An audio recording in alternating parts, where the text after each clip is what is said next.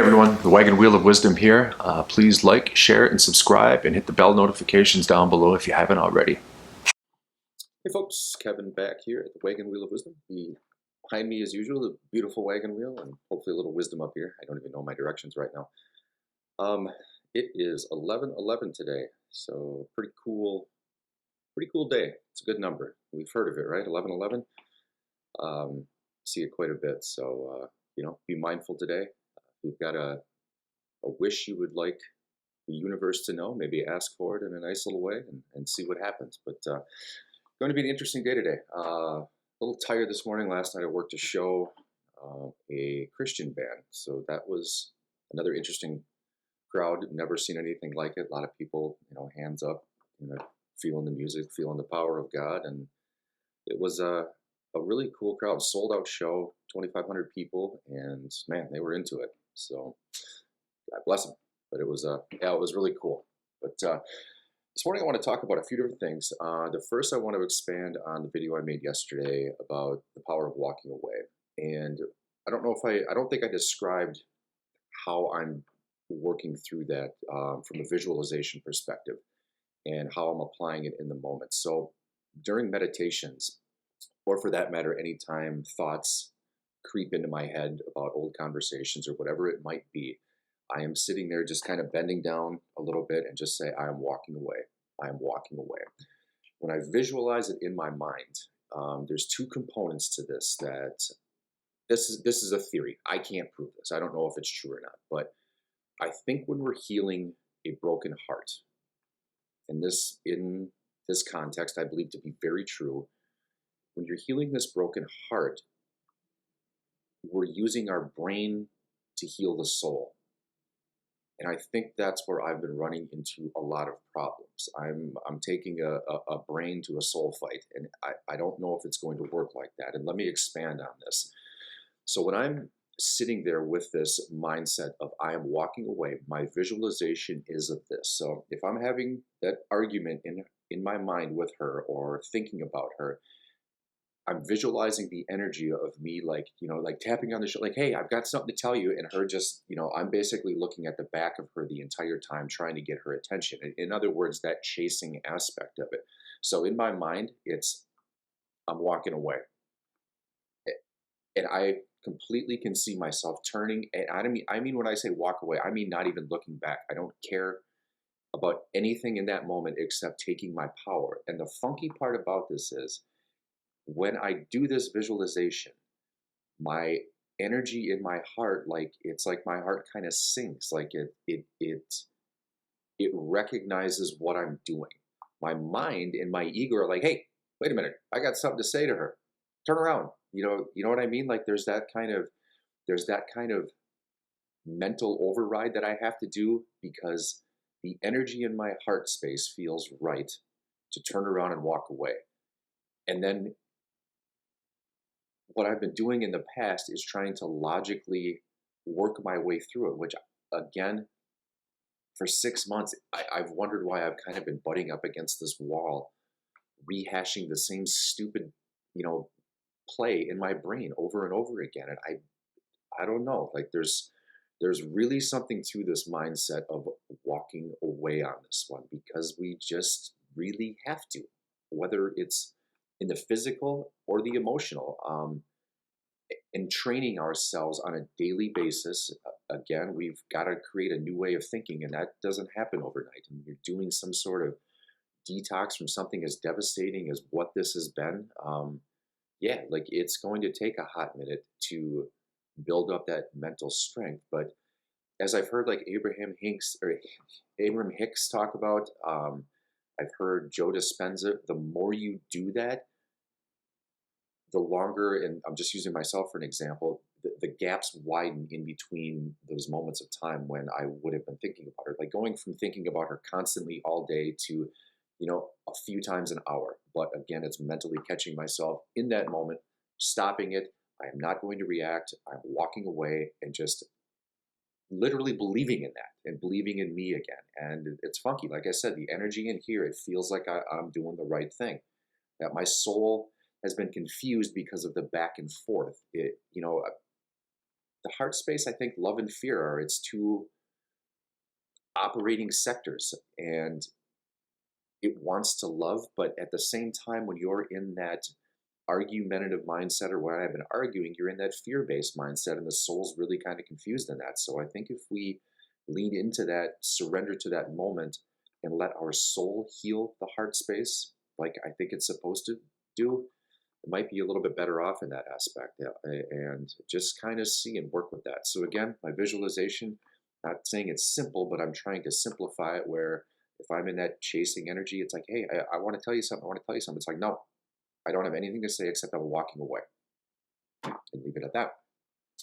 The next part, I wanted to answer a question. I don't know if they deleted it or if I'm looking at the wrong video, but somebody had asked, and it's a fair question, why I seem or have seemed so angry about this. Um, I sat with this one, and I wanted to do a video on it last night after the show, but I just had to really kind of sit with it and think about it for a second. And I think the one thing that has been the biggest shock to me and the hardest to move on from was really having absolutely no conversation about why the breakup was happening in the first place. I was never really included in anything. And that aspect of having no say in it and really no explanation as to why. And then accepting that. I think that's been the part. And the reason that that stings so badly is this individual, this entire time, lectured, and I don't know if she just says these to say them, because it sounds like the right thing to say, but always said relationships take work and we always need to communicate. Except she's got such an avoidant personality that the communication was never there, and that's the part that frustrated me for so long, and probably up until even recently, was just feeling completely not included in a major conversation that completely changed my life. I went from really believing in a situation, kind of long term, this might be a forever kind of thing, to you have no say. I'm making the call here. This is over. Fuck you is what it came down to. Fuck you, Kevin. And the other aspect is me being very angry with myself as far as my response to that, instead of just staying in my power and truly walking away. But here is how I'm shifting that, so I don't remain in that. And I'm assuming it does probably look like an anger mindset or a frustration mindset, but it's taking that information and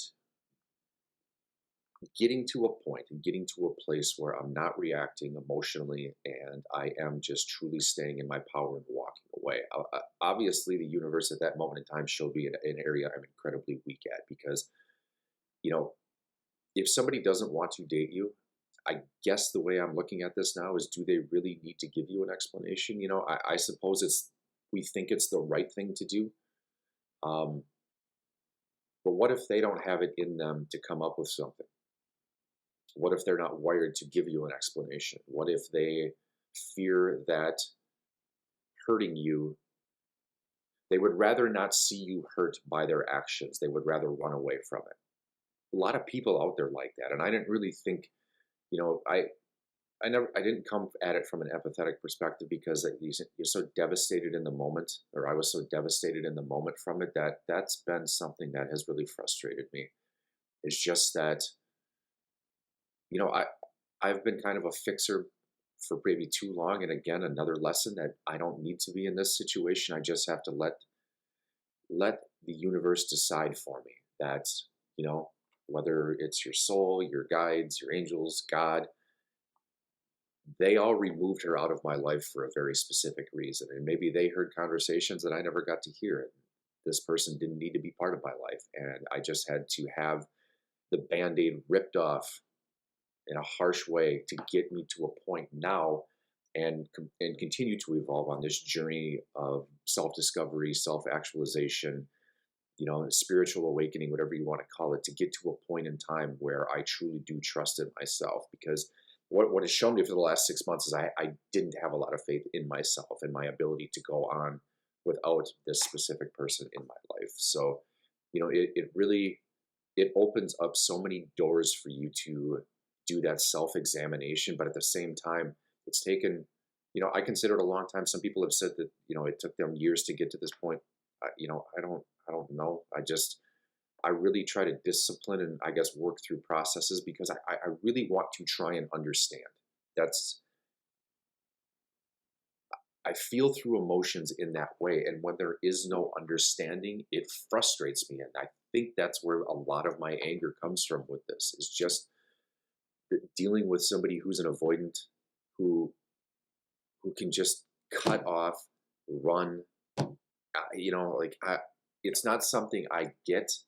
I kind of do, but I mainly don't. So I suppose to answer that question, where does a lot of that anger come from?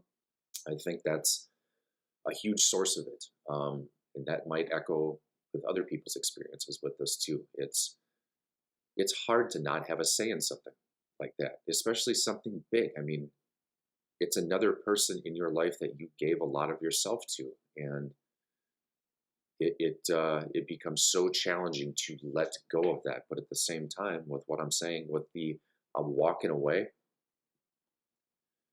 Humpty Dumpty fell off the wall, and it's time to pick up the pieces and build yourself back up again. Because at no point in time in this 6 months have I ever really had a conversation with her about it, except up in my head, which is a total fallacy and creation of my own. She's not doing anything to me at this point in time. It's me doing all of this and thinking she's doing it. So it's a matter of switching my mind. It's a matter of getting over the hill, get on the other side and see it from a different perspective. And I would really like to believe where I'm at now is a hell of a starting point to take the reins in a much different direction than I have and see if that anger doesn't now subside and flip it around and just turn it into some amazing growth. The heater just kicked on. We're 12 minutes in, so I think that's a good point to stop. So I hope you guys have a good 11-11. I am taking my mom to the football game today, college football game. So we're going to go hang out down there. We haven't done that in a couple years, so thought that would be good. Since the Badgers kind of suck, the tickets are cheap, so that's a good thing. But happy 11-11, you guys. I hope you all have a great day. Keep on keeping on with this. Don't give up on yourself. It's a fight. It really is. But look at it this way, you're fighting with yourself at this point in time. Have that courage to really walk away emotionally, physically, whatever it might be, because, I got to keep going on this. If you're like me, you're of that mindset where you want to fix it. This isn't fixable. You can't fix them. You fix you. Okay? You can't get across to people what they have to learn on their own. And that is a hard thing. That's a hard lesson to let that go. So, here's kind of noisy. Anyway, love you guys.